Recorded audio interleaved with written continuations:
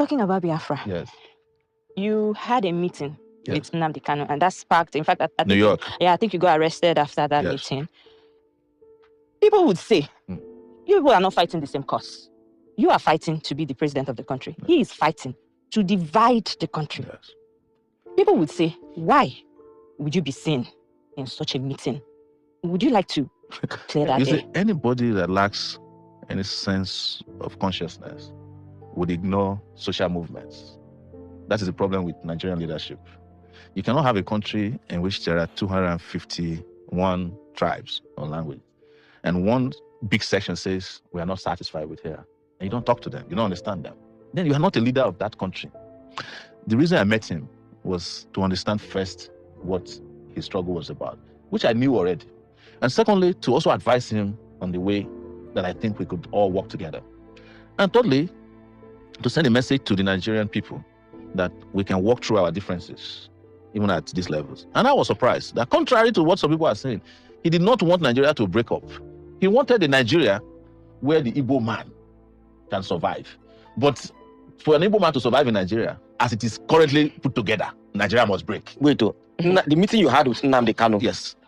You are telling us now that Nnamdi Kanu, from what you understand from the meeting with him, he does not want Nigeria to break, to divide. No, he said clearly that it is too late for Nigeria to come together. But he gave his conditions. We live streamed the meeting now. It's online. Okay. And part of it was live streamed. Some of them were private. But he said that he feels that if Nigeria were to respect certain protocols, including a referendum inserted in the constitution, and he still says it even now in court, that if he's released, he will go back and end the bloodshedding. The bloodshedding is in that part, and that a conversation can. He says that in every court appearance, that he's being held is not helping the opportunity to have a conversation about whatever it is, the unity you are begging for. But you see, Nigeria has a problem, and I've always said Nigeria has an Igbo problem, and I'm not saying it to please people who are known as Igbos. But the moment they decided to take the action they took in 1967 to 1970, the war, Nigeria, having won that war in their eyes, never forgave the Igbos. That is the reality. And if I were to be president of Nigeria today, the first thing I would do is to head to the Southeast and apologize to them for the war. Part of it is that I've never participated in it, and I cannot continue to fight a war that I did not engage in. And then ask them, what do we want? So are you saying that the federal government has, even before successive governments, they've always had this anger against the Igbos? There is a secret memo, I don't know where it is located, in government, that whenever we want to take charge in this country, be careful of the Igbo. Don't give them position. Don't give them opportunity. Otherwise, they will overrun. It's a well-known fact. Even our parents, tell us, Igbo. You understand? Some of them even say it unconsciously. They even say it on radio shows in this country. So don't let us lie to ourselves, because except we bring this out openly and discuss, it's a taboo that we have refused to discuss. True. We are not going to solve the problem. It is the reason why the federal government of Nigeria feels that in 2024, detaining Nnamdi Kanu against all the court orders, against all the court rulings, is the only way to go. You know, I was detained in the DSS place for 5 months. Yes. There is nothing there to detain anybody. For the place is not even functioning. The DSS headquarters. Yes, is it the same DSS people who are watching BB Nigeria from morning till night? No, it's true now.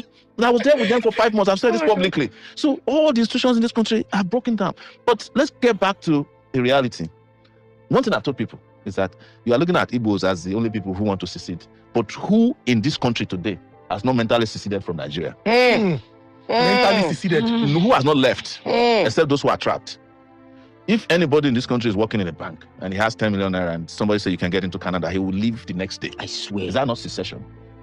What of secession is that you leave a country, you say to that country goodbye, and not do it you again. get to the other country, you bow down, you touch the soil, and then you renounce your citizenship of the country you are coming from. Is that not what they call secession? So if you want to look at the number of people that have seceded in that Japa syndrome, there are more than all the Igbos combined together who are asking to leave. And in the process of keeping Nigeria united, we have let go of more citizens than the country should have.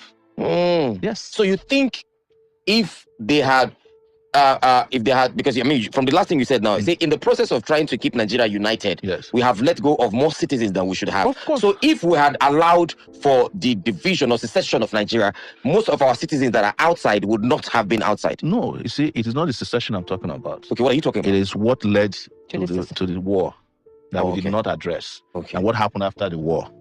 Why is it that Nigeria hasn't been able to overcome the Biafran problem? It's because Nigeria never addressed what the Biafrans were asking for before the war. What were they asking? They were asking for to be treated not as second-class citizens in this country. Don't you know what happened, the pogrom in this country, where people were slaughtered and their bodies and their heads placed inside the train going down south? Yes, from the different parts of the north. Are we ignoring that? So that happened before the war. Before the war, that's what they call pogrom. History. You know, people who were settled, doing well, they were slaughtering them and sending their bodies and their heads inside calabash and sending on trains that was heading east. Were they Easterners? They were Easterners. Why are you asking me? It's there in, go and Google it now. So you expect that will happen, and then there was a war that eviscerated 3 million people. Wow. And when the war was over, you just say, oh, nobody was vanquished, nobody was victorious. And then 3 hours. But you still kept a memo and said, don't trust them. Collect people money, yes, give them £20. And then you took their properties. Ojukwu did not get back JAMB until 1992, now his father's house, that is known as JAMB headquarters here in Ikoyi. It was after he came back from Ivory Coast. It was Babangida, I think, that gave him back their property. So any country that is perpetually carrying out systemic injustice against will lose more citizens than they should have. The reason why countries that are work is because citizens believe in their country. And you cannot force that belief. It has to come through social justice. True. It has to come through economic justice. Why is it that, my children can feel like they're US citizens, even though they were born there?